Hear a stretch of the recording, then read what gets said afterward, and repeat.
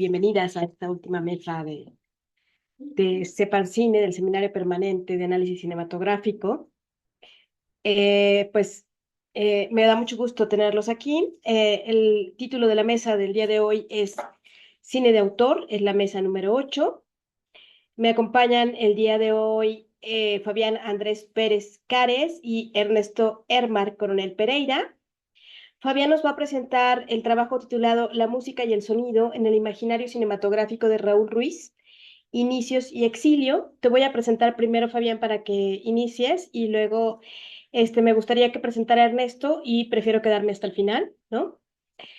Dado que yo estoy coordinando la mesa. Fabián Andrés Pérez Cares, él es intérprete musical y musicólogo formado en la Universidad de Chile y actualmente está cursando estudios de posgrado en la Universidad de Santiago de Chile.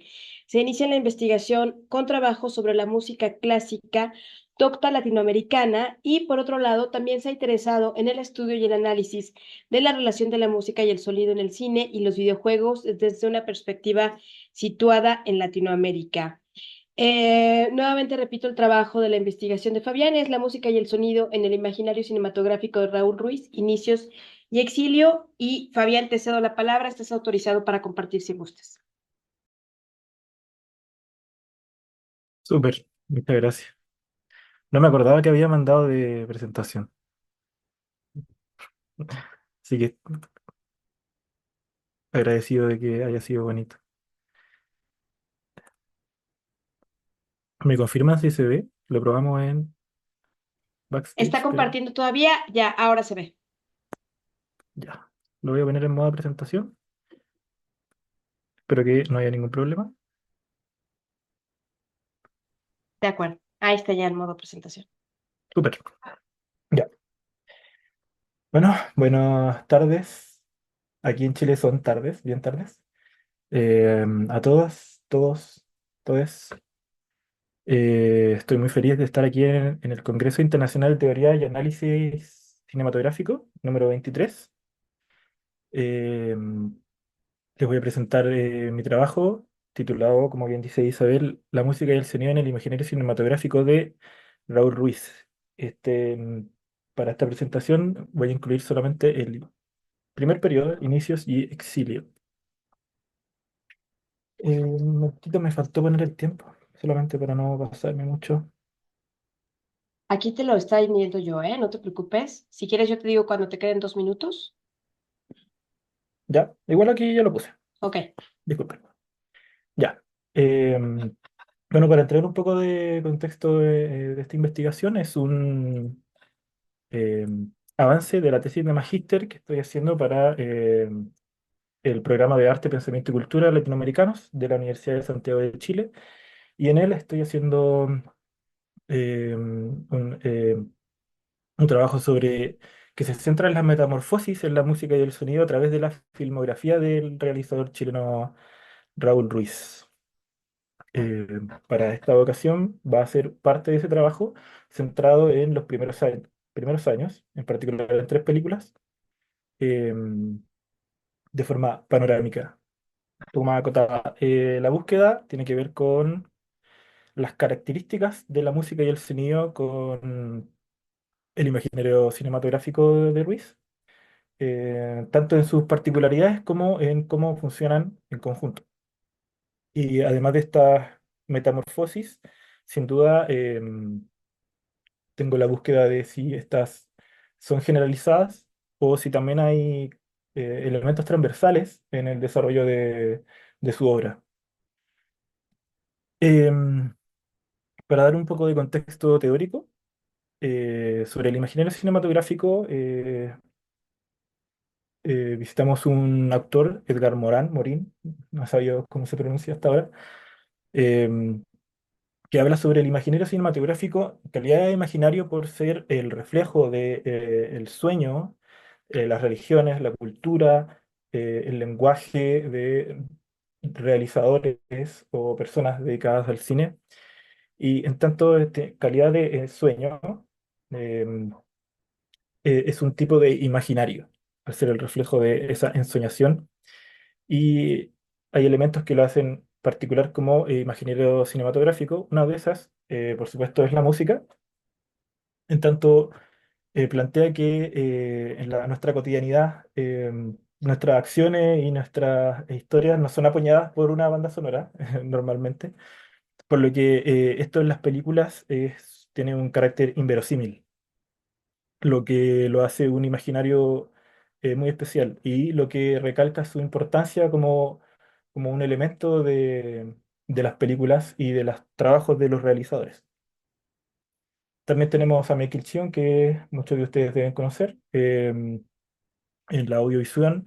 En particular, un elemento un concepto que me interesa destacar es la síncresis, en tanto como elementos de sonido y de imagen que no tienen una aparente relación entre sí, pero al fundirse y mezclarse generan nuevos significados, ¿no? Como, expresan nuevas cosas en este montaje de imagen-sonido, a pesar de aparentemente no tener ninguna relación. Unas categorías muy breves que nos ayudan que estoy utilizando en mi tesis para estructurar el análisis, que es de un musicólogo español, Rodríguez Fraile, en un libro del año pasado, que plantea tres funciones de la música del cine, con una tercera dividida en tres subcategorías. La primera es la función narrativa, que a grandes rasgos nos habla de las músicas que nos dan detalles sobre la historia. eh, y también pues, tenemos la función expresiva. En virtud del tiempo lo voy a explicar muy brevemente. La función expresiva sobre emociones, sentimientos más íntimos de los personajes. Y también está la función de ambientación, que se divide en tres subcategorías, teniendo la primera las referencias geográficas y temporales, que podría ser, por ejemplo, una película que nos presenta un tango para ubicarnos en Buenos Aires, o una música popular eh, muy particular de cierta época, como podría ser un artista que fue muy popular en los 80, por ejemplo. También está la ambientación psicológica, que es como una ambientación un poco más compleja, que tiene que ver con más bien emociones colectivas, como lo podría ser una escena de guerra, como en películas como El Señor de los Anillos, donde hay un carácter épico y requiere una música que pueda reflejar de alguna forma ese frenesí colectivo. Otra más en particular, las referencias géneros cinematográficos, que esta es bastante más terrenal. em, Funciona como ubicarnos en un tipo de película, como lo podría ser la música tonal en el cine de terror, por la fuerza de la historia y su utilización. Generalmente se asocia este tipo de música del siglo XX a cine de terror.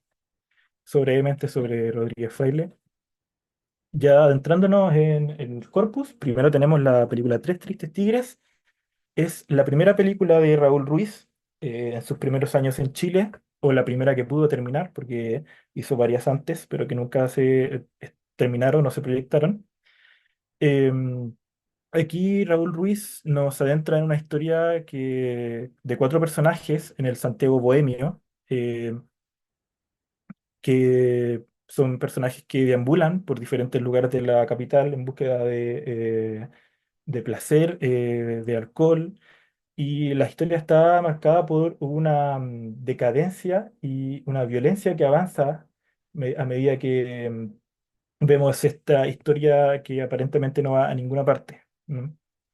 En este imaginario tenemos que Ruiz busca reflejar a la clase trabajadora de Chile, poniéndola en primer plano, em, en un ánimo de ficción, pero una ficción que a veces es difícil de separar de la realidad, ¿no? Los límites entre la historia y lo que realmente es vivir en Chile se vuelve difuso.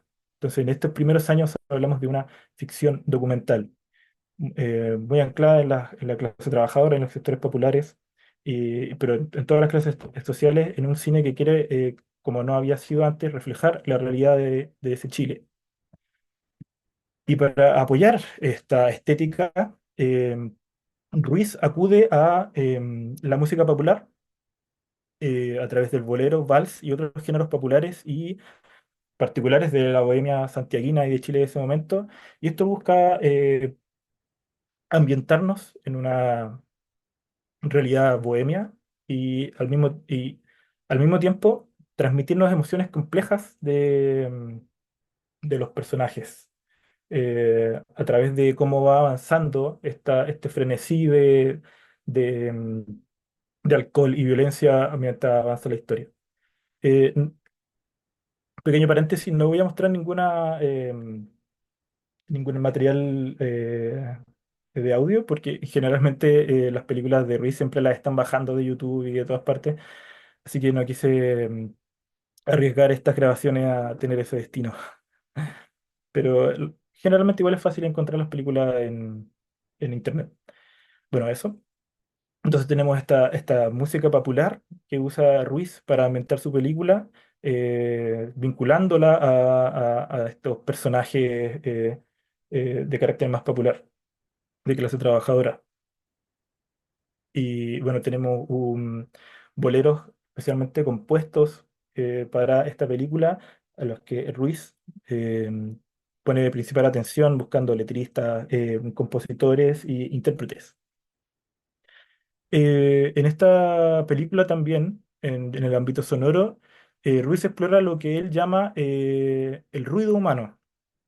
El ruido humano haciendo referencia a una indagación del acento chileno, en tanto como una expresión de la identidad a través del sonido, más allá de lo que dicen las palabras. Entonces, busca reflejar tal cual el habla cotidiana de los chilenos, no tanto por sus expresiones literales, sino en cómo esto expresa a los personajes, siendo esto una parte importante de la ambientación sonora de la película. Hay referencias que hacen alusión a que parte del público que la vio sintió que era primera vez que veía en el cine verdaderamente cómo hablaban los chilenos. ¿Mm? Se sentía una habla cotidiana, que no era parte de los acentos estilizados que se presentaban antes en el cine chileno. Em, entonces, esta primera etapa de los años chilenos de Ruiz está fuertemente anclado en esta ficción documental y en la música popular. Luego, eh, Ruiz va a partir al exilio por el golpe de Estado en Chile y posterior dictadura. Primero viaja hacia Alemania, después finalmente se radica en Francia, pero en estos primeros años de exilio hay una película que lo acompaña en ese transitar, que es La Expropiación, que si bien rueda, que se filma en 1971, la termina en 1974, ya en su exilio después del golpe de Estado en 1973. Pero más allá de esta como relación logística, como física de este tránsito, también la película estéticamente funciona como una bisagra de la estética de sus primeros años de ficción documental, con lo que va a venir después, que tiene que ver con el cine que va a cultivar en Francia, más asociado a una fantasía mucho más onírica y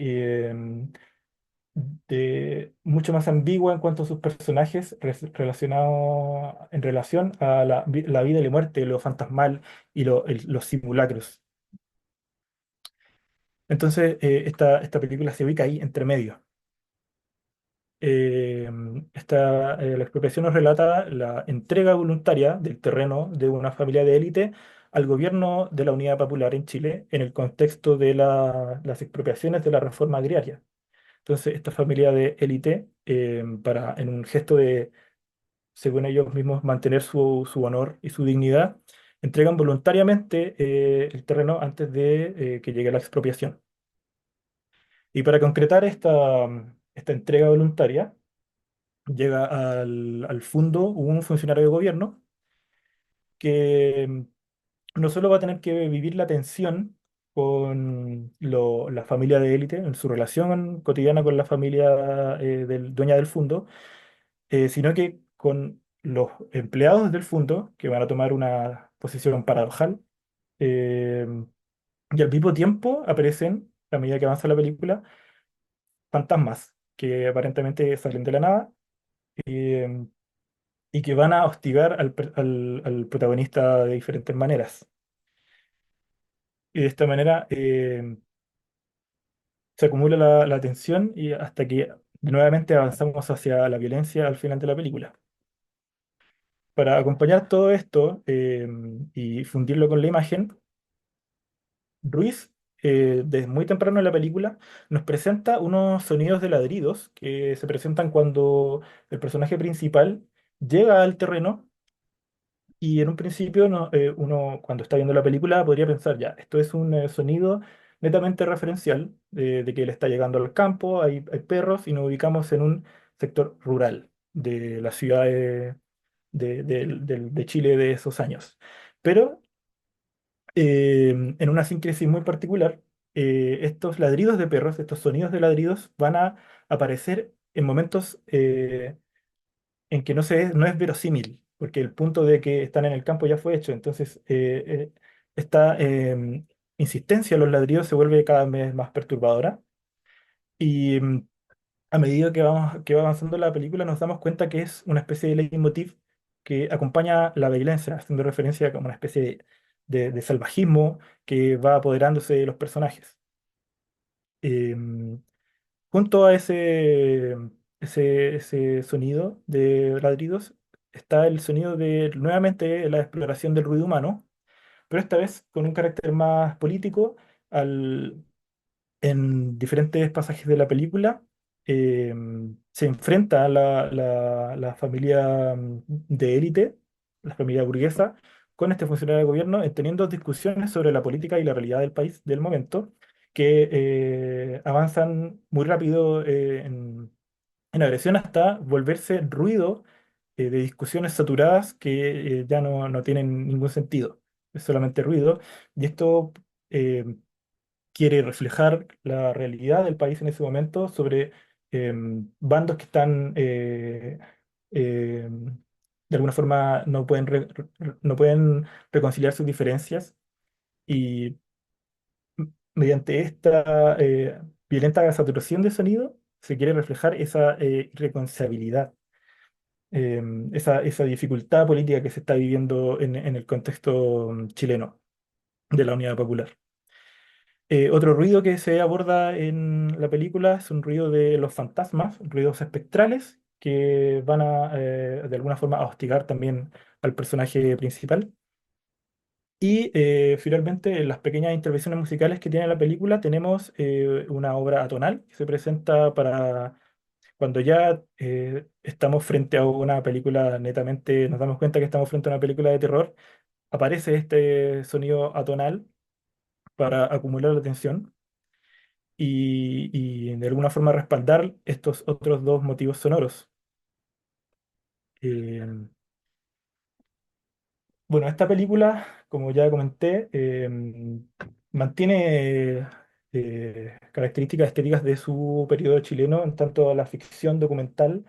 Claro, al reflejar la realidad del Chile de ese momento, y, pero también aparece estos personajes fantasmales, estos simulacros, estas ambientaciones oníricas que tienen que ver con sus primeros, o el estilo que él va a desarrollar en Francia, por lo que esta película funciona como una bisagra en lo que se va desarrollando de su cine. La tercera y última película que voy a comentar es El techo de la ballena, que es una película que ya se estrena cuando Ruiz está cercano a su consagración en Francia, y ya desarrolla un nombre como cineasta y tiene ya su estética francesa más bien asentada.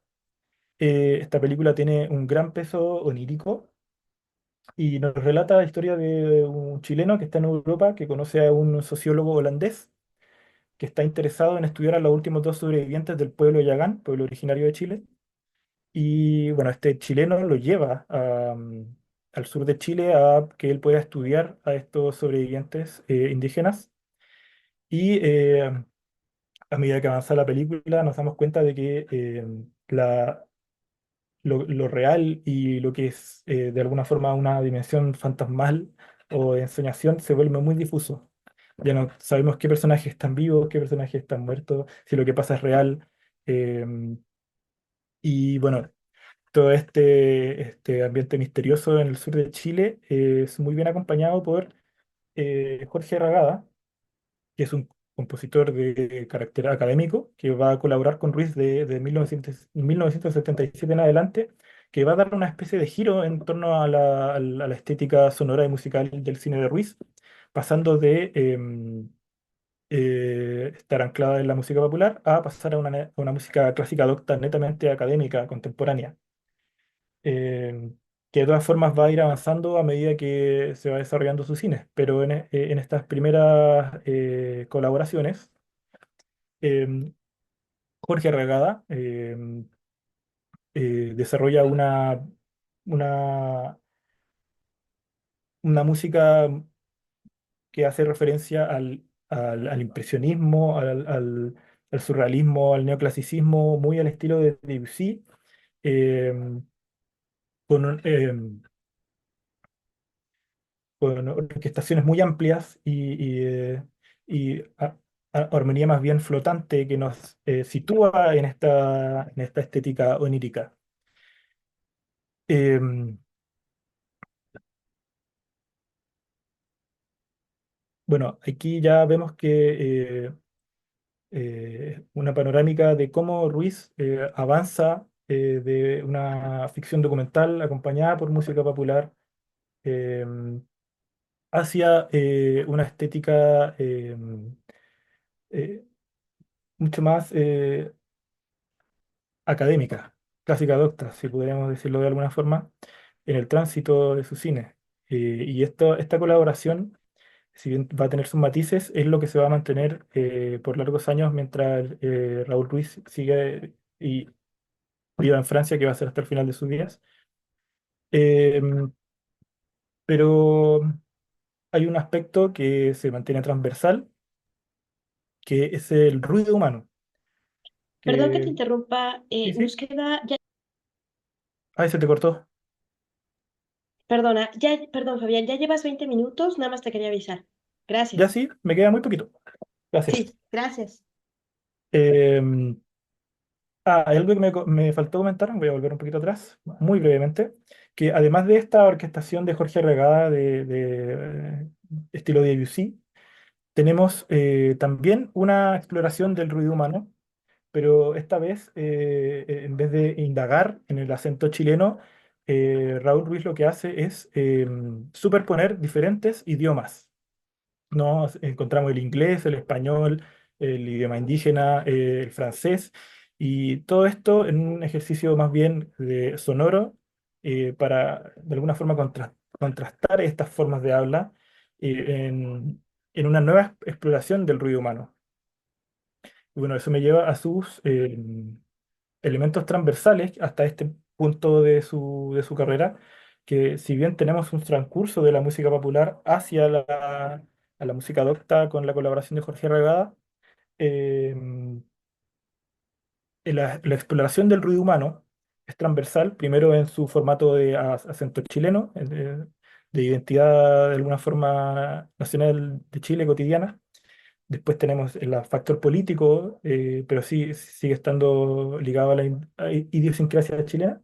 Luego se presenta nuevamente el ruido humano, pero ahora en esta de alguna forma, mezcla de diferentes acentos, idiomas y lenguajes, pero no solamente en el sentido de sus palabras, sino que en su calidad de ruido también. Em, para terminar ya. Uy, para terminar, como proyecciones, bueno, Raúl Ruiz después, a principios de los años 2000, va a volver a Chile y ahí lo que queda de abordar en su cine es cómo confluyen todas estas influencias que él tiene en Francia al volver a Chile y cómo esto también se acomoda a la colaboración con Jorge Arragada que va a permanecer durante estos años. De alguna forma, en este retorno a Chile después de muchos años de exilio, eh, va a haber una confluencia, o yo creo que va a haber una confluencia de todos estos elementos y va de alguna forma a cerrar una estética panorámica del cine de Raúl Ruiz, que sin duda es muy importante para comprender el desarrollo de su obra. Y bueno, eso, muchas gracias por su atención. Espero no haberme pasado mucho del tiempo. No, está perfecto, Fabián. Pues muchísimas gracias. Les voy a pedir, por favor, que quienes quieran hacer comentarios o preguntas las vayan poniendo en el chat para que las expongamos al final de la ponencia. Bueno, el siguiente trabajo es de Ernesto Hermar Coronel Pereira. Él es licenciado en Ciencias Políticas y Administración Pública, maestro en Estudios Políticos y Sociales y doctor en Ciencias Políticas y Sociales por parte de la Universidad Nacional Autónoma de México y él ha obtenido todos sus grados con mención honorífica. Es profesor de Ciencias Políticas y Sociales e Historia de México en el CCH Plantel Vallejo de la Universidad Nacional Autónoma de México. Su línea de investigación es el estudio de la expresión política en el cine y la fotografía. Ha publicado artículos en revistas y libros de la UNAM, ha impartido cursos para profesores y ha presentado ponencias en congresos nacionales e internacionales. La ponencia que Ernesto nos presenta el día de hoy se titula Barbie, una propuesta de revanchismo de lo femenino sobre lo masculino. Y Ernesto, te cedo la palabra, por favor.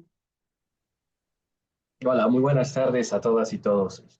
Con el gusto de estar aquí en la última mesa ya del Congreso previo a lo que es la clausura.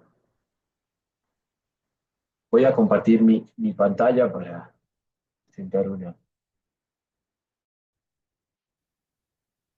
trabajo que voy a presentar hoy.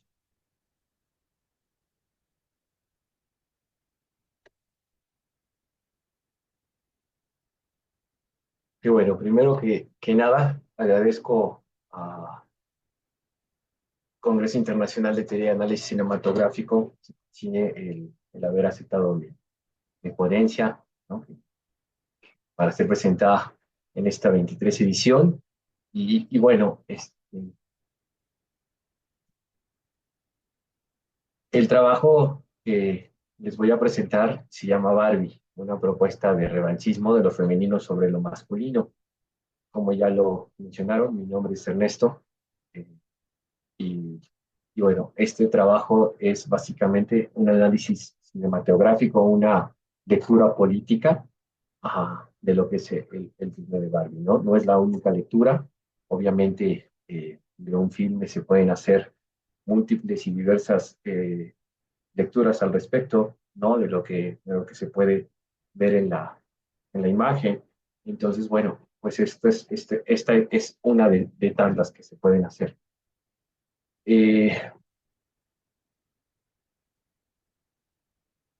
¿Cuál es el propósito de este trabajo? Bueno, como ya lo mencioné, ¿no? Se puede hacer un análisis en el que se discuta, se comente, ¿no? Se ponga en cuestión qué es lo que está comunicando la película de Barbie en sus diálogos, en sus imágenes, más allá, ¿no? De lo que es el mensaje, lo que dicen las palabras, no más allá del discurso que maneja, en esa parte visual, en esa parte del cómo dice las cosas, qué es lo que está diciendo. Entonces, bueno, esto se hace desde la perspectiva teórica de Rancière, ¿no? Digamos, en el que baso las concepciones analíticas, teóricas, para hacer este estudio. Y bueno, ¿no? Es para cuestionar, ¿no? Cómo en el filme se pone en cuestión esta relación entre los géneros femenino y masculino en la narrativa de esta película, ¿no? No tanto desde lo que dice la película, sino desde el cómo se dice, ¿no? Que es aquí lo que vamos a explicar que más adelante como política del sentido. ¿Por qué? Porque en este espacio donde se confronta lo que se dice que se confronta con lo cómo se dice, en el cómo se dice, si habrá ahí un espacio de discusión, si habrá un espacio ahí en el que se puede poner en cuestión un litigio, ¿no? Entonces, bueno, es una película que habla, ¿no? Desde de la necesidad de una igualdad de géneros, pero se apoya en una desigualdad sobre los mismos, ¿no? Lo explicaremos más adelante. Y bueno, ¿no? Con esto con la intención de bosquejar, ¿no? Cómo es que el lenguaje, las palabras que se emiten en los discursos, muchas veces van más allá de la comunicación, van más allá de la transmisión, volviendo a la palabra un asunto político que puede poner en cuestión esas barreras de las jerarquías y la dominación desde dos sentidos, desde el cómo lo dice, pero también desde el que dice. Entonces, bueno, esto es lo que se ofrece. Pero ¿a qué nos referimos, no? ¿Cuál sería la concepción de lo que es el litigio de las palabras? En una obra, ¿no? de Jacques Rancière, que habla acerca de esta confrontación, ¿no? Que justamente el libro se llama así, El litigio de las palabras. En la introducción se expone una idea que es la política del sentido, ¿no? Pero para entender la política del sentido hay que entender qué es un litigio, ¿no? Porque esta política del sentido consiste en que cuando en un discurso, en un habla, en un lenguaje, se pone en cuestión dos cosas. Primero, ¿qué se está diciendo con las palabras? ¿Qué mensaje se está transmitiendo? Pero también eso se confronta con el cómo se dice, la manera en que se está mencionando el mensaje. Entonces, esa confrontación, ese choque y ese enfrentamiento que hay entre el cómo y el qué produce un litigio. Entonces, por litigio, pues se refiere uno a discusión, disputa, controversia entre entre quien exige la subordinación de un interés ajeno al suyo propio, ¿no? Y quien se resiste o se opone a eso, ¿no? Es ese diálogo de convencimiento, ¿no? Donde uno quiere convencer al otro de lo que uno dice, ¿no? Una manifestación de las relaciones de poder. Entonces, aquí hay una pregunta interesante. ¿Qué comunicamos en las palabras más allá del mensaje que transmitimos? Que es, creo yo, donde aquí se bosqueja, se señala, ¿no? De manera, digamos, concreta, qué se comunica, ¿no? Más allá de las palabras. Y otra vez, ¿no? También cuando uno emite un discurso, ¿no? Cuando uno emite un lenguaje, cuando uno escribe, cuando uno habla, regularmente cuando lo hace uno sobre temas públicos, uno está haciéndolo desde una posición política, ¿no? Desde una postura política. Entonces muchas veces se puede criticar, se puede legitimar a través de la palabra, ¿no? Entonces, ¿cuál es el alcance del discurso, de la palabra, cuando se vuelve político? Que puede, por un lado, apoyar, ¿no? Mantener o legitimar el mundo de las desigualdades, ya sean de clase, ya sean de raza, de género, o bien abrir espacios de cuestionamiento de esas jerarquías, ¿no? O sea, escenas de igualdad.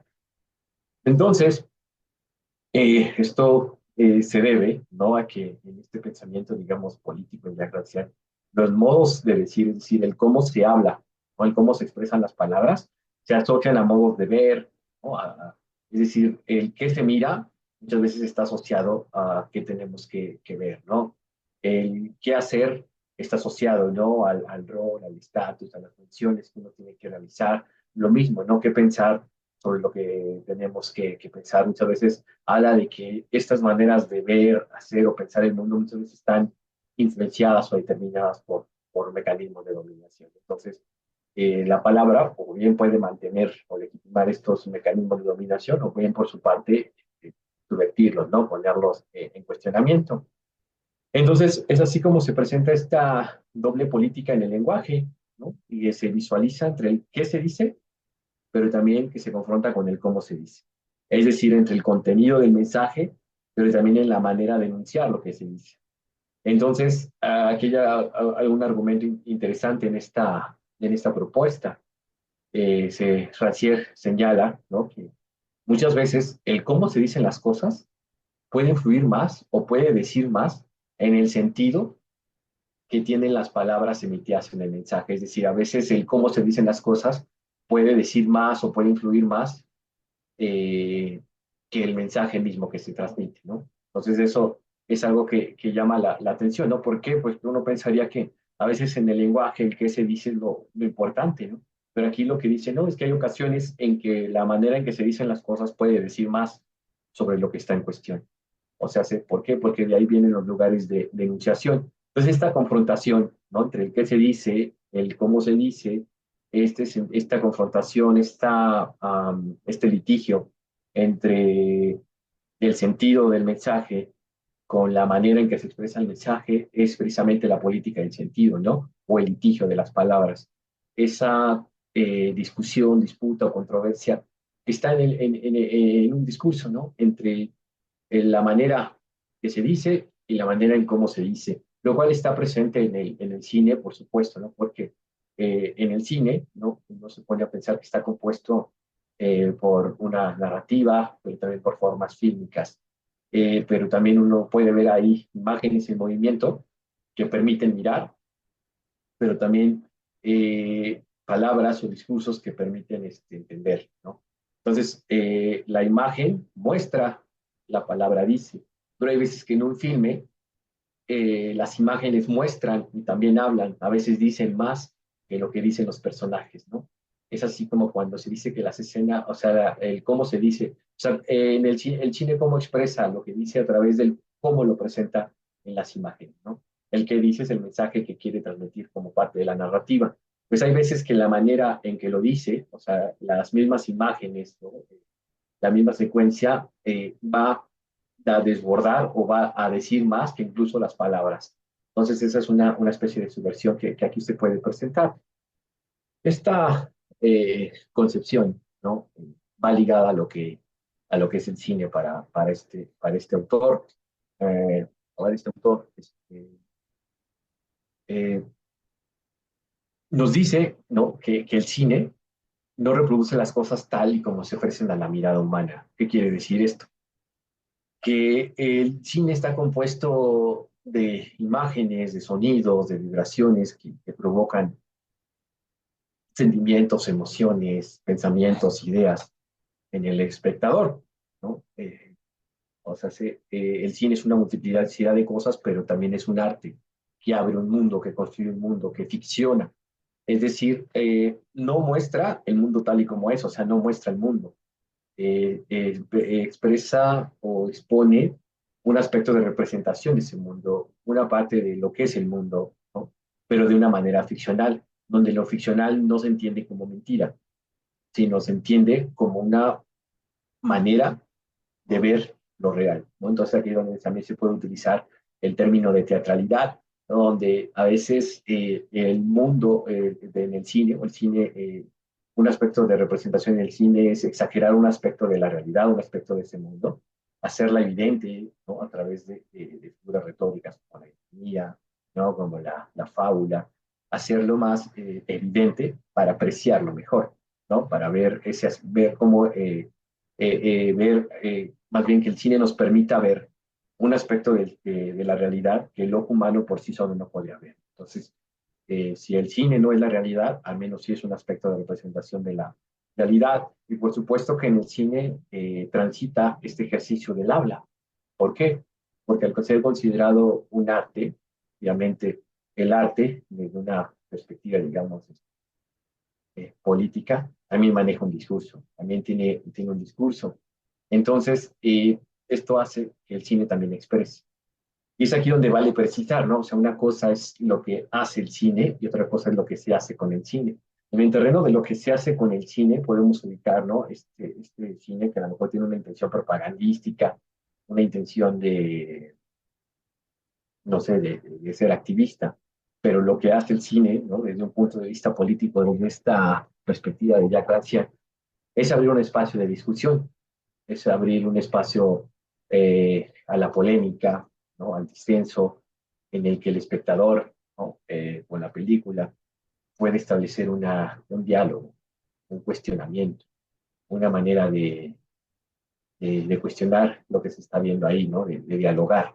Entonces, este análisis va centrado en eso, ¿no? No es un estudio de qué impacto pudo haber tenido en, la, en los espectadores, es un focus group, más bien es un análisis que se hace el analista y el objeto de estudio, en este caso la película, ¿no? Que a través de mediarlo, de teorizarlo, pues se hace un diálogo y una lectura del film a partir de estas categorías. Es por eso que, bueno, ¿no? La propuesta que se hace, ¿no? Acerca de lo que habla Barbie, parte de dos preguntas. Una de ellas es, ¿qué comunica la película de Barbie en las palabras, más allá del mensaje que transmite? O sea, ¿qué comunicamos con lo que decimos, más allá de lo que transmite, ¿no? El mensaje. O sea, Barbie tiene una narrativa basada en un discurso, pero la manera en que lo dice, la forma en que expresan esas imágenes, ese argumento que está dando, ¿qué nos dice más allá del mensaje, no más allá del lenguaje? Y la otra pregunta es, bueno, ¿qué legitima o qué critica, ¿no? A través del lenguaje cinematográfico esta película? Y también, ¿no? Hay una confrontación entre el qué dice y cómo lo dice. El qué dice una cosa y el cómo lo dice otra. Entonces, ¿qué surge de este choque? ¿Qué surge de esta confrontación? Entonces, bueno, esas son las preguntas con las cuales se desarrolla este análisis, ¿no? En el que, pues, el argumento, ¿no? Que se hace o la lectura que yo hago en esta película es que este filme muestra, ¿no? Las relaciones sociales entre mujeres y hombres, que en la sociedad se expresan básicamente en una falta de igualdad de ambos. O sea, no hay igualdad de género, según este filme, y entonces la discriminación, la violencia que viven las mujeres, de acuerdo a lo que presenta esta narrativa, favorece que los hombres estén por encima de las mujeres, ¿no? Y aquí lo que se cuestiona, ¿no? No es eh, la necesidad que existe, ¿no? De la igualdad de género. Claro que hay que apostar por la igualdad de género y es algo que se necesita. El asunto es que hay escenas, ¿no? Donde plantea que esta igualdad, ¿no? A veces se tiene que lograr desde un revanchismo de lo femenino sobre lo masculino, ¿no? Sobre todo cuando en Barbiland, en el mundo de las Barbies se hace una revolución. Pues básicamente es eso, ¿no? Las mujeres por encima de los hombres, ese es el status quo, la única manera de mantener que las Barbies sean lo que quieren ser, ¿no? Entonces, esta es la lectura que se hace de este filme. Eh, entonces, bueno, eso nos lleva, ¿no? A qué dice y cómo lo hace el filme de Barbie, que es donde surge aquí la cuestión del debate, ¿no? La película, la política del sentido. La película usa la figura de Barbie, ¿no? La muñeca. Construye una historia satírica de esta sociedad moderna, ¿no? Donde se ridiculiza, se cuestiona la posición de las mujeres en una sociedad patriarcal. Eh, en su narrativa se plantea la existencia y conexión de dos mundos opuestos. Uno el ficticio, que es Barbiland, el mundo de las muñecas, y otro planteado como real, que es el mundo que aquí presenta como el mundo que habitamos, ¿no? Eh, el primero es Barbiland, ¿no? Ahí las mujeres representadas por la Barbie, por las Barbies, las distintas muñecas de Barbies representan, disponen, mantienen, reproducen una organización social en la que ellas, las mujeres, ejercen el poder, un poder hegemónico, un rol hegemónico, y ahí el papel de los hombres es el mero accesorio de la mujer. Mientras que el mundo real, ¿no? Es descrito, ¿no? Como un sistema social en el que dominan los hombres sobre las mujeres.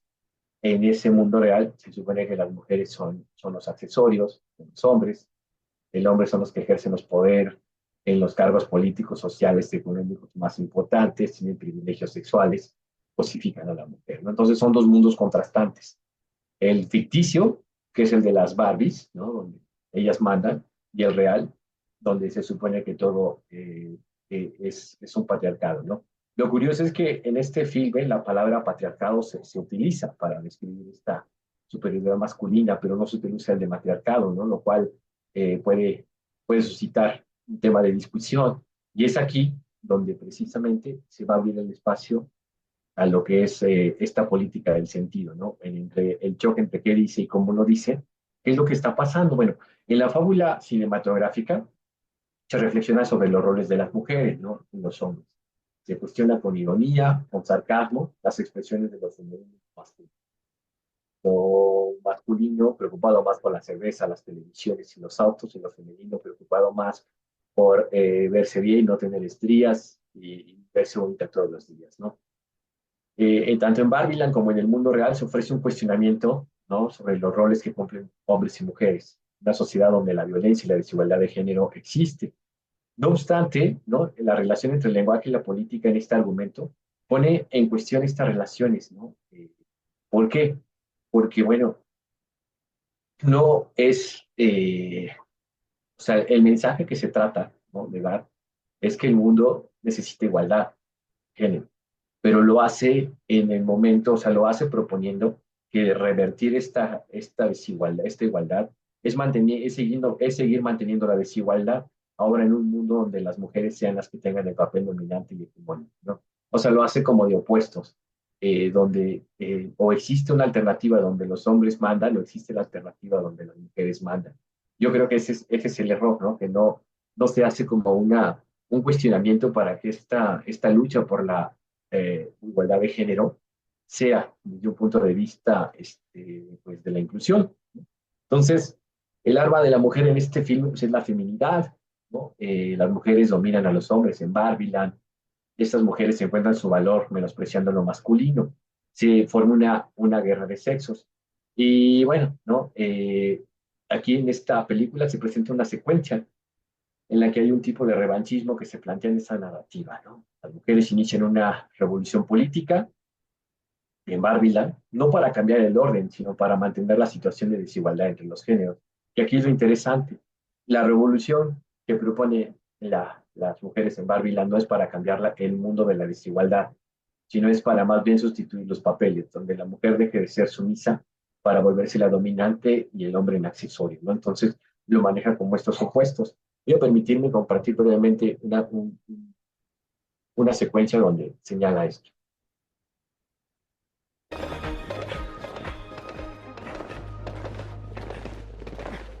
¿Es solo mi imaginación o estas Mojo Dojo Casas Houses se están volviendo soñadas? Porque son casas de los sueños, pobres p... Pues sí, hemos reinstaurado la constitución de Barbieland, ya quedó como debía. Y rescatamos los cerebros de las Barbies y su autonomía. Y desinfectamos muy a fondo las casas. ¿Qué hacemos?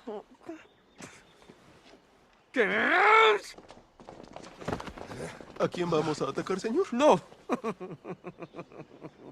¡No! ¡No! ¡No me mire! ¿Está llorando? Denos un minutito. Ken, ¿estás bien? Sí, excelente. Está bien que llores. Yo lloré también, de hecho es increíble. Soy un hombre deconstruido, sé que llorar no es una debilidad. Ok. Bueno, ya para ir cerrando voy a presentar mis consideraciones finales, ¿no? Como les dije anteriormente, ¿no? En esta historia digamos, la parte del mensaje más importante, ¿no? En el clímax de la película, pareciera que la única solución de revertir esta desigualdad de géneros es sustituyendo a unos por otros, ¿no? Que los dominantes se vuelvan sumisos y los sumisos dominantes. Entonces, eso es la cuestión que critico o que yo hago a este filme, ¿no? El asunto no está en que exista la igualdad de género, claro que es algo que se tiene que mantener, pero creo que la manera en que se propone es lo cuestionable. Entonces, bueno, consideraciones finales acerca de esto. Tengo tres. La primera de ellas es que, bueno, Barbie es un filme que invita a reflexionar sobre el rol y estatus que ocupa la mujer en el siglo XXI. No obstante, el lugar de enunciación desde el que lo hace es lo que invita a que se cuestione qué es lo que está planteando, ¿no? No se pone en cuestión lo que dice, sino el cómo lo hace. Eso es algo que quise presentar en esta mesa. Quizá la desigualdad de un género no es problema de las mujeres ni de los hombres, sino de las jerarquías y relaciones de dominación que sustentan la desigualdad. La mejor es que exista desigualdad de género no es un tema propio o responsabilidad de mujeres u hombres como género, sino de los mismos mecanismos o estructuras desiguales que son las que reproducen esta desigualdad. Y para, bueno, el último argumento, ¿no? Es que el asunto de la igualdad de derechos entre las personas, la eliminación de la desigualdad, de la discriminación, de la violencia contra las mujeres, no debería de ser un debate o un asunto excluyente, mucho menos revanchista.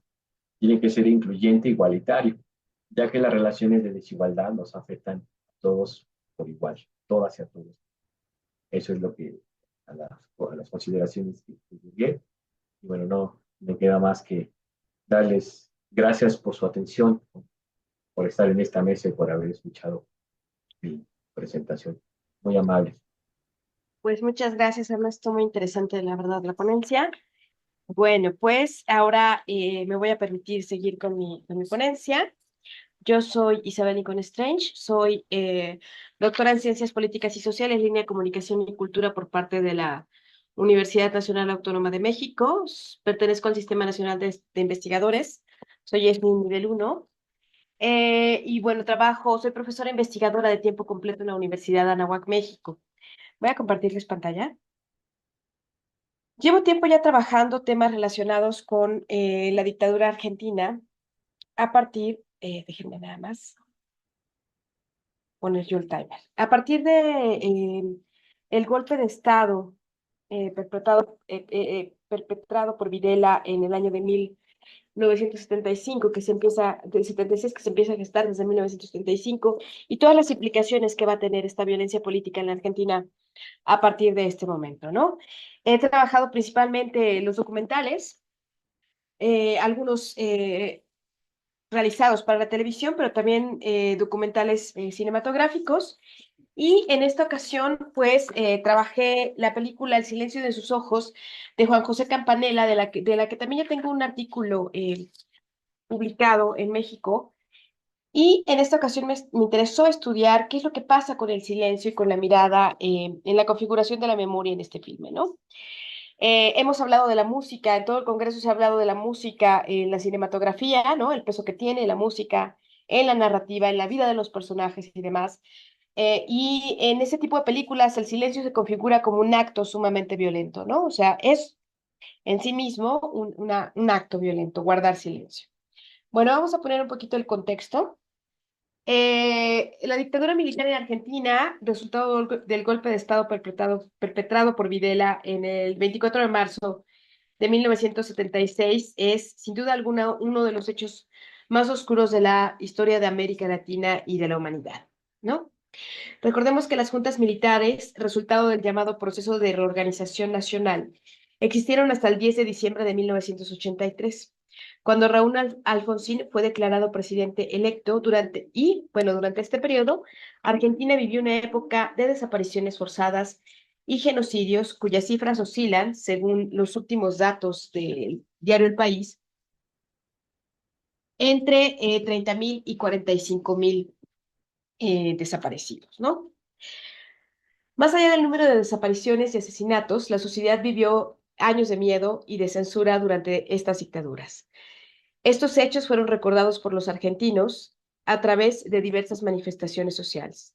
A finales de la década de los 70 y principios de los 80, surgió una serie de agrupaciones dedicadas a denunciar los crímenes cometidos por las juntas militares, como sucede con las madres de la Plaza de Mayo y luego lo que fueron las abuelas de la Plaza de Mayo, ¿no? Porque además estas mujeres empiezan a marchar como madres, pero algunas se dan cuenta de que también buscan a sus nietos, y este es un hecho que es importante tomarlo en cuenta, y se forma la organización Abuelas de la Plaza de Mayo, y con el paso de los años también hay hijos que se dan cuenta de que están buscando a sus padres porque recuerdan que durante la niñez, ¿no? Llegaban los militares y se llevaban a los padres, y se forma entonces la Comisión Nacional de Desapariciones, la CONADEP.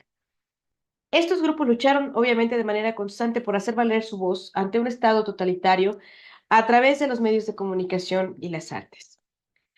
Bueno, la cinematografía en este sentido, como una manifestación artística, eh, se convirtió en el espacio en el que estas personas, estas víctimas, pudieron hacer valer su voz. Es por eso que tenemos películas como La historia oficial de Luis Puenzo de 1985, que narra la historia de una mujer que había adoptado a una niña con su pareja durante la dictadura, durante el golpe de Estado, y conforme se va dando cuenta de lo que significó esta violencia, pues se alcanza a percatar de que su hija probablemente sea una de las niñas robadas a madres que fueron asesinadas, ¿no? Vean la película, vale la pena. Obviamente estas conferencias de Sepan Cine siempre implican spoilers, ténganlo en cuenta, pero esta película. Por otro lado, el premio es una película del 2013 de Paula Markovich que relata precisamente desde una mirada muy femenina lo que sucede con una mujer que ha perdido a su pareja. Se entiende, no se dice como tal en el relato, pero se entiende el resultado de las desapariciones forzadas llevadas a cabo por el ejército y cómo esta niña se relaciona con su madre y observa su contexto a partir del discurso que está a su alrededor sobre el golpe de Estado. De las más recientes está esta, Argentina 1985. Es una película de Santiago Mitre, se estrena en el 2022 y es una cinta que muestra en qué consistieron los procesos para llevar a la justicia a los generales que estuvieron al frente del el Estado argentino. Bueno, otras, ¿no? Que han tenido éxito en el ámbito internacional. Malvinas, historia de traiciones, ¿no? Que da cuenta también del golpe de Estado. Las Madres, de Susana Blaustein Muñoz, que se llamó, a la vez se estrenó con el nombre The Mothers of Plaza de Mayo. Y bueno, son filmes que muestran pues precisamente lo que sucedió. Para la televisión salió este filme que también se estrenó, tuvo algunas corridas en salas cinematográficas, tanto en Argentina como en México, que es Estela, la historia de Estela Carlotto, en donde esta mujer narra lo que significó la desaparición de su hija, ¿no? Cómo se le cerraban las puertas, cómo el silencio por parte de las autoridades, por parte de la sociedad, fue un tema terrible, ¿no? Porque estas madres pues se encontraron con puertas cerradas y con silencio. Y señor presidente, de Liliana Raya y de Eugenia Monti, que narra la historia de un servidor público que trabaja en una morgue y que le escribe al general Videla directamente para solicitarle por favor su ayuda, porque los cuerpos en la morgue se están acumulando de tal manera que todo está lleno de gusanos y esto significa un problema de salud pública. ¿Sí? A lo que también el encargado de la morgue nunca recibe respuesta. Bueno, me interesa estudiar el día de hoy El secreto de sus ojos, que es una película del 2009 dirigida por Juan José Campanella y basada en la novela La pregunta de sus ojos del escritor Eduardo Sacheri, que también fue guionista de la misma cinta, publicada por Alfaguara en el 2005. La película fue merecedora de varios premios internacionales, como el Oscar a la mejor película en lengua extranjera, entregado en el 2010. También recibió más de 10 premios más de 10 premios Cóndor de Plata, que entrega la Asociación de Cronistas Cinematográficos de la Argentina. En las categorías se destaca la de mejor película, mejor director, mejor actor y mejor actriz. La novela de Sacheri se publicó justo un año antes de que se cumplieran 30 años del golpe de Estado orquestado por el general Videla en marzo del 76.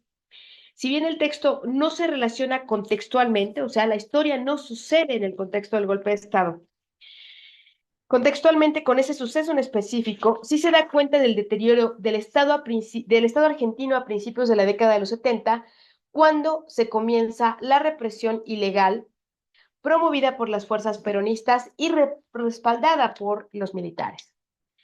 La adaptación de toda la novela al cine representa un reto para el director debido a sus múltiples implicaciones, más aún cuando dicha novela está inspirada en sucesos históricos. Según nos dice Robert Stone, cito, medir el tiempo contra el espacio, la pantalla contra la página no es una tarea fácil. Fin de cita, por el contrario, tiene implicaciones diversas, ¿no? Nos dirían Goudreau y Marion que en su texto de Transcripture and Narrative Mediatics, que precisamente nos tenemos que preguntar qué pasa cuando el sujeto artístico pasa de un medio a otro y cómo se materializa ese relato en ese otro medio. Para los autores, la fábula es lo que domina en estos relatos, debido a que vemos reflejadas las acciones que integran la historia, ¿no? En el orden cronológico de los hechos, ¿no? Tal como sucede. Por otro lado, también en el sujet encontramos la estructura lógica independientemente del medio al que se está adaptando, es decir, su estructura puede materializarse en la novela, el teatro o el filme porque vemos los hechos narrados. En el caso de esta ponencia, me interesa concentrarme más que en el proceso de adaptación, en la estructura lógica del relato del filme en sí. En este trabajo se analiza el texto cinematográfico más allá del literario. No obstante, es necesario notar que entre ambos, texto fílmico y texto literario, existen ciertas diferencias que obviamente responden a las exigencias de la estructura lógica. La novela relata la historia del oficial del juzgado Benjamín Miguel Chaparro, quien también decide escribir una novela para ocupar su tiempo libre como recién jubilado y para cumplir un anhelo largamente ansiado. Permítanme tantito, porque me dio sed.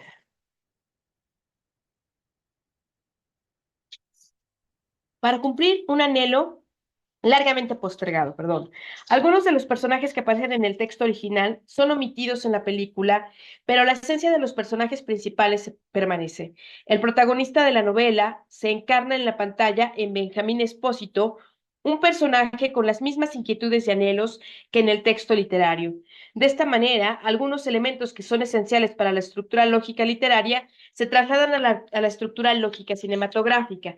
Por ejemplo, sin que este elemento sea específicamente importante para el análisis que nos interesa ahora, que es el silencio, no podemos perder de vista que dentro del relato cinematográfico se estructura un metarrelato, es decir, la novela que escribe Benjamín Chaparro. Cito, en realidad, y muy en el fondo, sospecho que esta página que porfío en llenar de palabras va a terminar también como las 19 que la precedieron, hecha un bollo en el rincón y puesto fuera de la pieza. Fin de cita. En la película encontramos una situación similar a la que se describe en la novela. El espectador conoce los recuerdos de Espósito, mismos que vemos y que dan coherencia en filme y que se muestran en una página que aparece dentro del relato. Ahorita les voy a poner un tráiler. Pero ¿saben qué? Déjenme darle share con audio porque si no, no me van a escuchar. No lo van a escuchar. Ok. Bueno, voy a seguir, perdón. Realizar un estudio de la adaptación de la novela de Sacheri al filme de Campanella tiene varias implicaciones a considerar, como la estructuración de los personajes, tiempos, espacios, etcétera, ¿no? Por ello, y ya que las características de este texto, bueno, de esta ponencia no nos permiten extenderlos, me concentraré en aquellos elementos que considero más significativos y que están vinculados con el silencio, con la memoria y con la misma estructura lógica del filme, ¿no? La película relata, voy a dar el breve argumento, la historia de Benjamín Espósito, un jubilado del Juzgado de Buenos Aires, quien, una vez retirado, inicia la redacción de una novela sobre los hechos ocurridos 25 años antes, en torno a la violación y el asesinato de Liliana Coloto, una joven recién casada con el empleado bancario Ricardo Morales. Espósito, en sus años de empleado en el juzgado, fue responsable de la investigación del caso y fue quien llevó a la cárcel al asesino de la joven, Isidoro Gómez, y en este sentido, la novela describe cómo Espósito no solo cuenta el caso, sino que narra de manera tangencial la relación laboral y sentimental existente entre él y su jefa, la abogada Irene Menéndez, así como su relación con un subordinado y amigo cercano, Pablo Sandoval. Ojo que cuando digo la novela, es la novela que el personaje está redactando dentro del filme. La película inicia con una secuencia de una pareja que se despide en una estación de trenes. Las tomas son borrosas y la imagen es granulada, quizá con la intención de darle la sensación al espectador de que la despedida sucedió hace mucho, mucho tiempo. En la escena se observa a la mujer caminar y correr junto al tren. Entre tanto, el hombre, en un plano subjetivo y overshoulder, la observa y trata de seguirla dentro del vagón, mientras el tren se aleja. La escena finaliza con un corte directo a un close-up a la página de un cuaderno en el que se lee justamente lo que les acababa de decir, ¿no? Sin lugar a dudas, estas primeras escenas nos remiten al relato literario. En La pregunta de sus ojos de Eduardo Sacheri se expone el conflicto del escritor. La novela discurre entre el relato del escritor ficcional en primera persona, quien se enfrenta a la página en blanco, y la narración en primera persona del empleado judicial, oficial primero, de apellido Chaparro, quien se enfrenta ahora a investigar la muerte de la joven Liliana. Eh, El cambio de voz narrativa que aparece en la novela también se ve reflejado en la pantalla. El encuentro de Espósito con el cadáver de Liliana Coloto significará un cambio radical en la vida del personaje. Por un lado, en la novela, el relato de la descripción del cadáver se concentra en la mirada de Benjamín Chaparro, quien observa a la joven tirada en el piso con el anillo de bodas puesto, la habitación y las fotografías y los objetos. Cito, igual, no había modo de llegar hasta él, porque la cama ocupaba casi todo el recinto y junto a ella yacía el cadáver. Y cuando abrieron el surco, supuse que si no quería pasar por blando, tenía que detenerme a mirar a la muerte. Fin de cita. En la escena cinematográfica se expone todo aquello que observa Espósito cuando llega a la escena del crimen, las fotografías en la pared, los muebles en la habitación a través de una serie de close-ups. El espectador identifica de manera visual al marido de la víctima y una aparente felicidad que parece ser reflejada en en los rostros de los jóvenes que conforman las fotografías. La secuencia anterior inicia con Espósito explicándole al inspector de policía Báez sobre lo boludos que pueden ser los empleados de los juzgados, mientras que le solicita que por favor le diga al juez Fortuna que ese no es su asunto y que lo dejen trabajar. El sonido es sustituido, perdón, me brinqué un cachito. No obstante, al entrar en la habitación de Liliana Coloto, Espósito se queda mudo e impresionado por lo que ve. ¿Sí? Por lo que ve. El sonido es sustituido por la música del piano, el volumen se queda muy bajo y conforme avanza la escena, la voz del inspector Báez va cobrando el volumen, hasta que nuevamente Espósito escucha lo que se tiene que decir en la habitación. Les voy a poner el tráiler, digo, perdón, no es un tráiler, es un pequeño corto para que lo vean. Pequeño fragmento. Benjamín Espósito. ¿Quién? De tribunales, ¿se acuerda?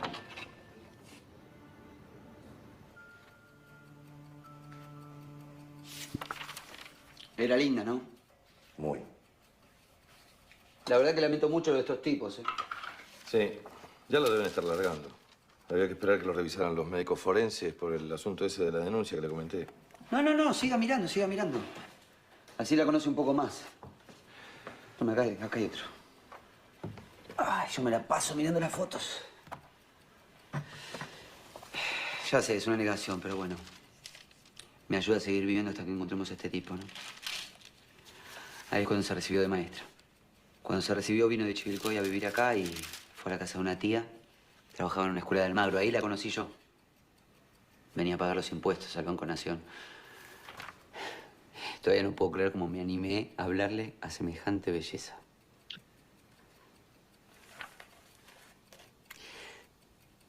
Dígame una cosa. Cuando lo encontremos, al tipo este, ¿qué condena le toca? Y homicidio calificado por violación le corresponde perpetua. ¿Qué va a hacer? Acá pena de muerte no hay. Yo no estoy de acuerdo con la pena de muerte. No, yo tampoco. Pensé que a lo mejor para usted era como una retribución o algo así. ¿Retribución? ¿Que lo van a violar y lo van a matar a golpes como hizo con ella? No. Le darían una inyección y se quedaría dormido lo más pancho. Es muy injusto. ¿Sabe lo que daría yo por una inyección así?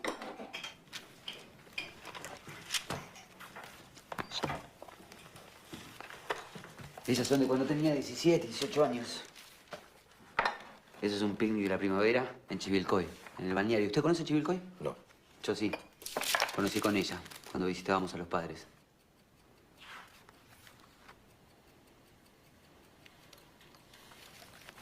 No. Que viva muchos años. Así se va a dar cuenta que todos esos años van a estar llenos de nada.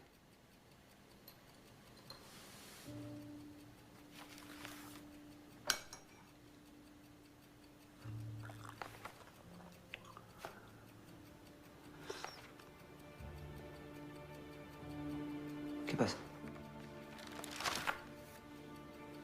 No.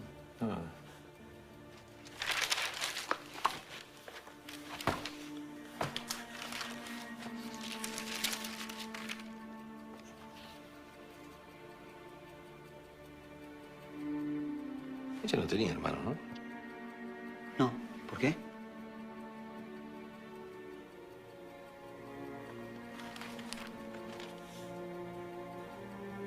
¿Usted sabe quién es este? A ver. Porque está en varias. Siempre mirándola. Yo le enseñé este sistema a Liliana porque si no después pasan los años y uno nunca sabe quiénes son los que están en la foto, ¿no? De verdad. Laporta, Rodríguez, Cardoso, Simone. Acá está. Gómez. Isidoro Gómez.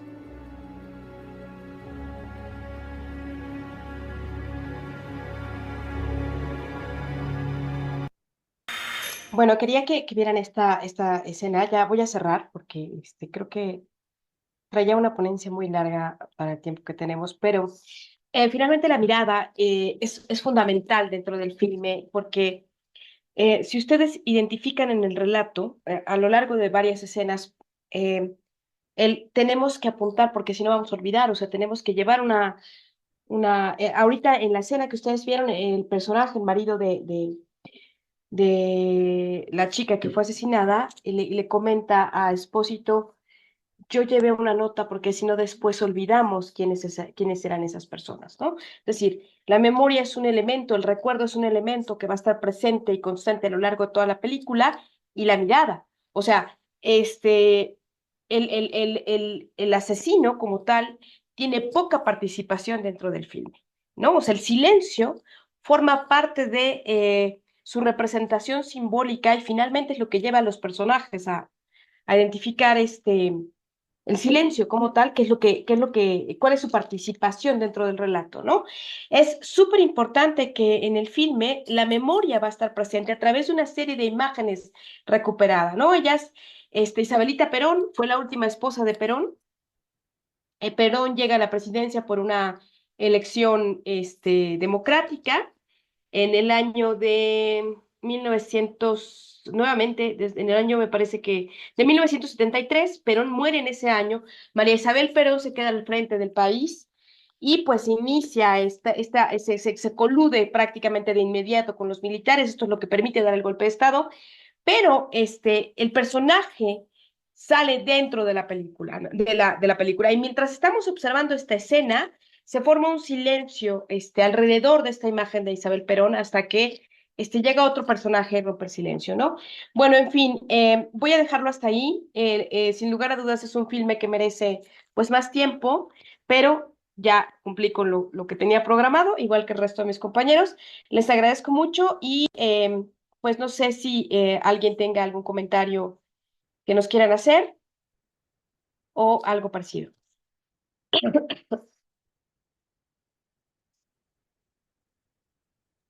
Me parece que hay un comentario en el chat.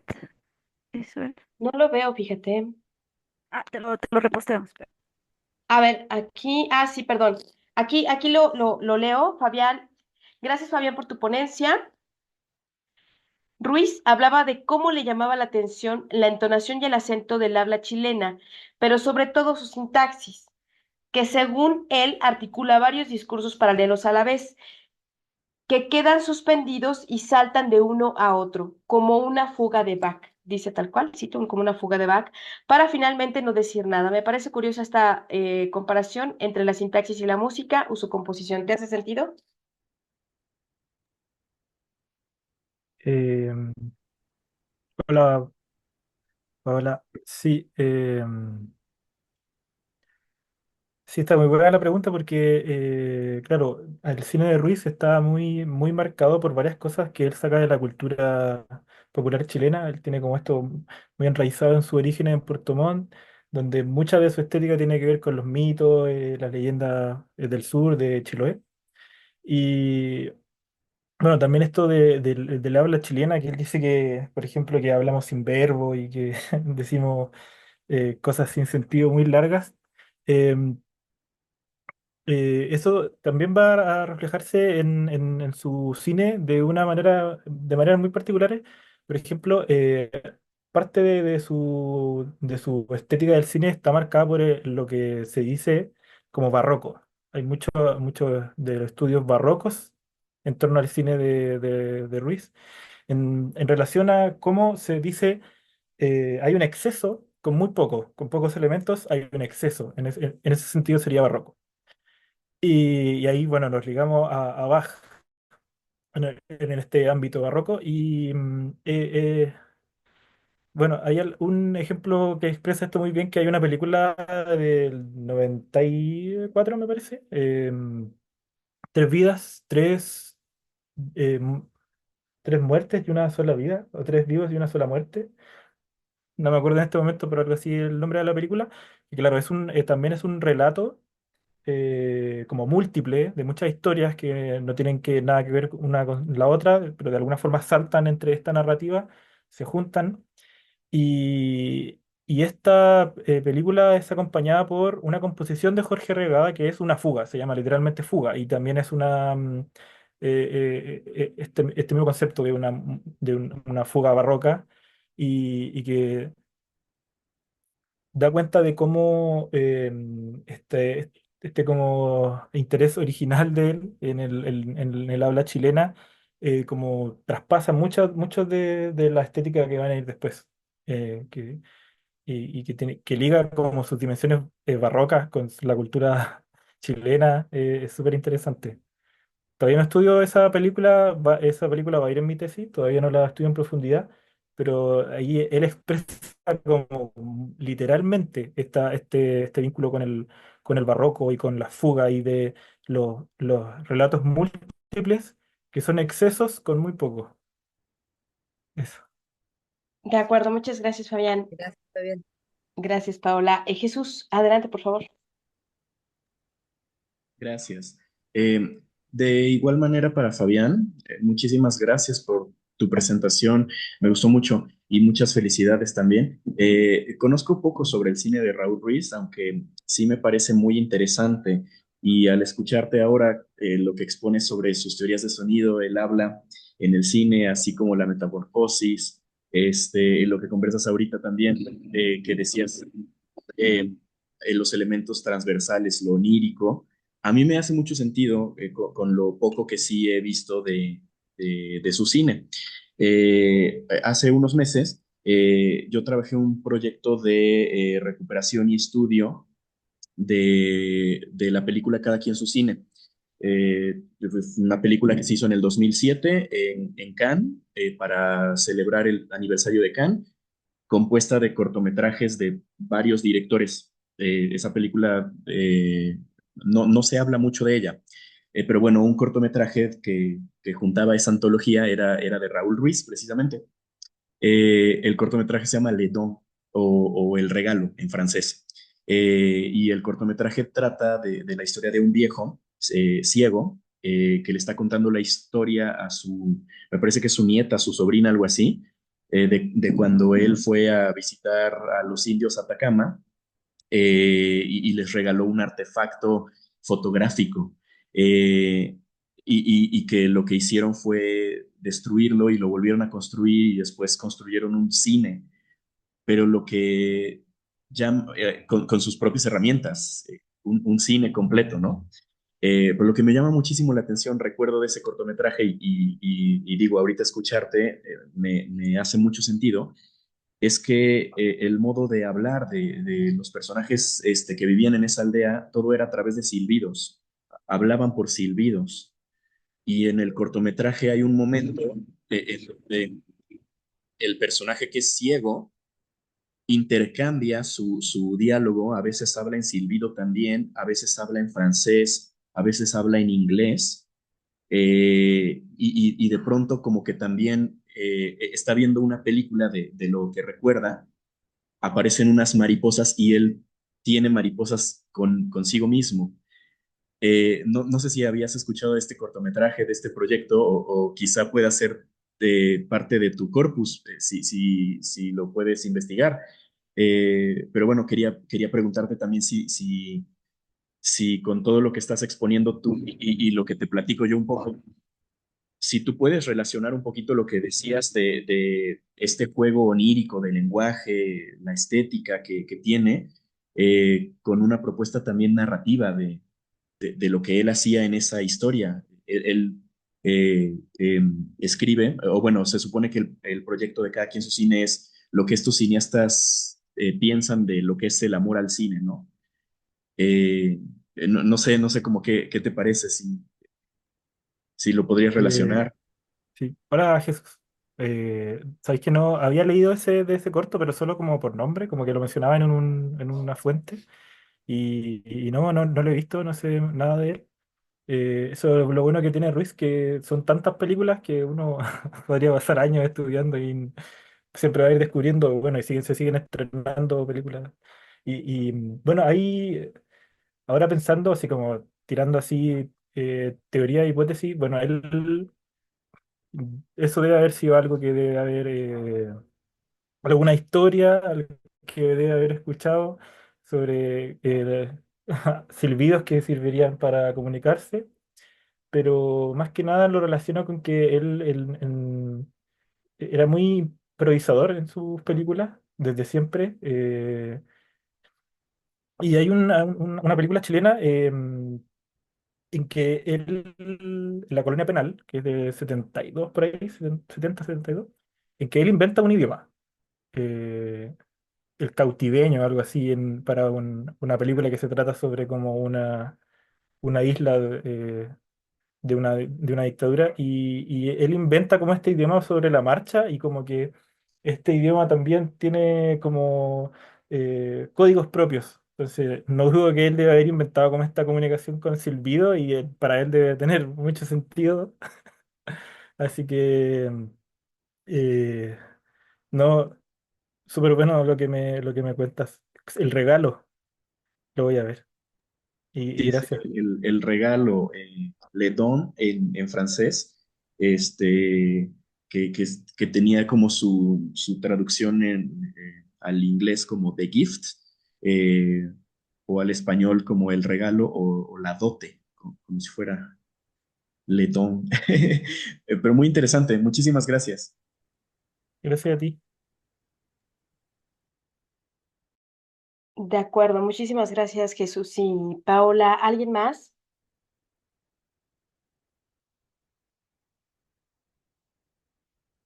¿No? Bueno, a mí me gustaría hacerte un comentario, Ernesto, a partir de lo que expusiste. Es una reflexión, no sé si tú puedes reflexionar con nosotros un poco más. Si nosotros acudimos al relato que se presenta en el filme, vemos un proceso de revanchismo, de hecho, por parte de Ken, ¿no? De Ken, el personaje, en su relación con el resto de los personajes femeninos del relato, ¿no? O sea, Ken se da cuenta de que ha vivido sometido bajo el yugo de las Barbies o de Barbie y el resto de sus Barbies toda su vida, ¿no?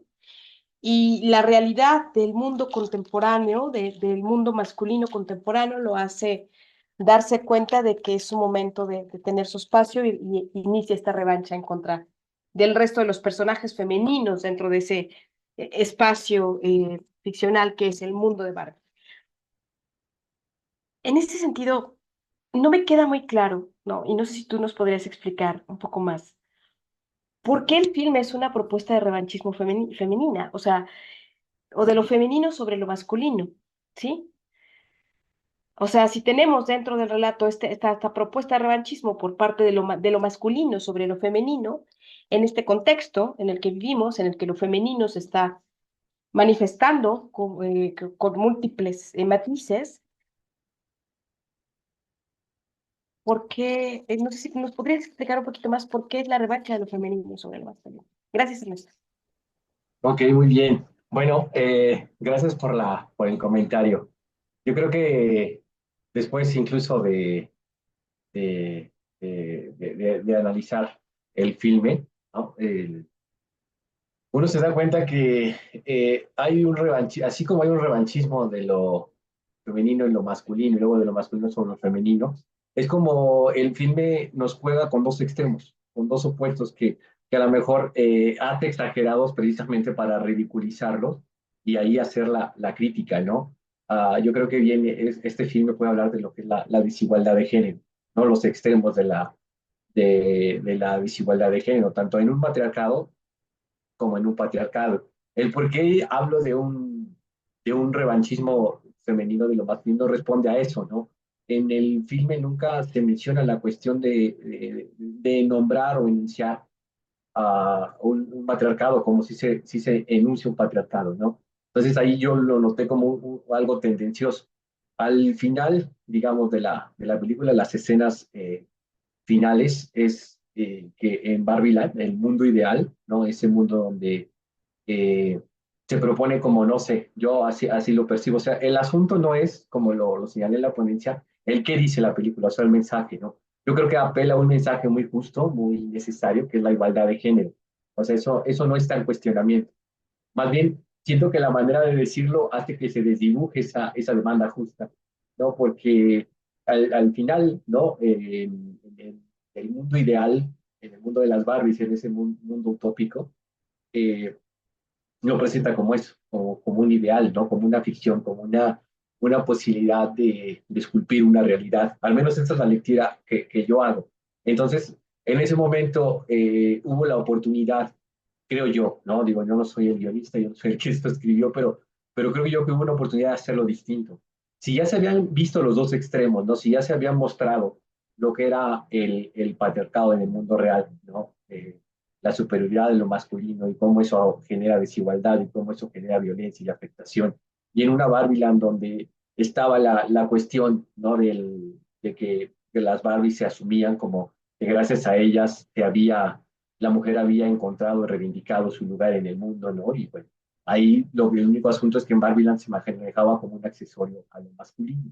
Yo hubiese esperado, al menos es la lectura que yo hago, que el final hubiera sido como inclusivo, bueno, ya que se conocieron los dos extremos, ¿no? Del mundo real como del mundo de ficción, ¿por qué no construir o proponer, ya que se trata de un mundo utópico, un mundo incluyente, un mundo donde la igualdad de género no se busque basándose en la desigualdad, en seguir manteniendo, porque incluso te hace una revolución, ¿no? Un cambio, o sea, las Barbies cuando quieren acabar con el patriarcado lo manejan como eso, ¿no? Como una revolución en la que retoman el poder pero lo dicen así, restituir el antiguo orden, restituir el antiguo, lo entendí así como el antiguo régimen. Entonces esa es la crítica que hago. Insisto, es una lectura que no tiene que ver con que yo no esté, más bien que yo lo que digo es que hace que ese mensaje de apelar a la igualdad de género se desdibuje en esa revancha que se da al final. Esa es la razón, es la lectura que hice, doctora, en realidad que no es la única, puede haber muchas lecturas y por supuesto es una de tantas. Claro, claro, no, no, solamente quería profundizar un poquito más, porque la verdad es que me pareció muy interesante tu mirada, y bueno, habrá otra oportunidad para platicarlo, un poquito de manera más amplia. Fabián, adelante, por favor.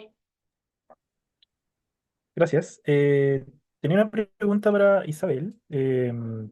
Gracias por tu trabajo. Siempre he querido ver esa película y nunca tengo la oportunidad, pero ya se va a dar. Em, Quería preguntarte sobre, bueno, nos hablabas del silencio. Ujú. em, Se hablan muchas cosas del silencio en la música, del sonido, en todo ámbito. Algunas veces se dice que es la característica más importante de la música, el silencio. Y en particular de esta película quería preguntarte si podías profundizar cómo ves el uso del silencio en esta película que trata algo tan fuerte. ¿Qué sientes qué, qué sientes que quiere destacar el silencio? ¿Cómo se utiliza? Yo, O qué aporta la narrativa? Eso. sí, yo creo que quiere destacar en la violencia, ¿no? O sea, finalmente lo que dicen los textos en torno a la teoría de la memoria es eso, ¿no? ¿Qué implica la memoria? Implica visibilizar los actos violentos que hemos realizado como humanidad, ¿no? Pensemos en lo que dice Todorov, enunciarlos, ¿no? Reconocerlos, o sea, memorizarlos para evitar su repetición, ¿no? Es decir, estar conscientes de lo que hemos hecho sin cometer un acto de abuso de la misma memoria para estar conscientes de lo que hicimos.